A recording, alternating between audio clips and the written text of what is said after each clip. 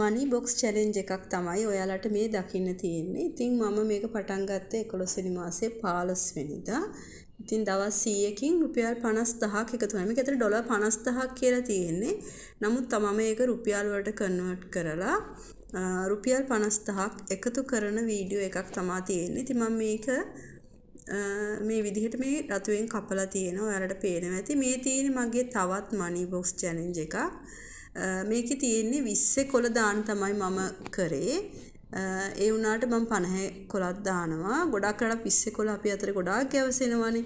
ඉතින් ඒ නිසා මේක නම් පටන් අරගෙන දැනට මාස 2ක් විතර වෙනවා. ඒ කියන්නේ මේක පටන් ගත්තේ සැප්තැම්බර් මාසේ විතර. දෙකකට වැඩි සැප්තැම්බර් ඔක්තෝබර් විතර මම කලිනුත් කරා. ඉතින් මම මේ පාරත් එකක් කරනවා. මම දෙසැම්බර් එන්ඩ් එක වෙනකොට මේක කඩනවා. ඉතින් මම ඒකත් ඔයාලට වීඩියෝ එකකින් ගේන්නම්.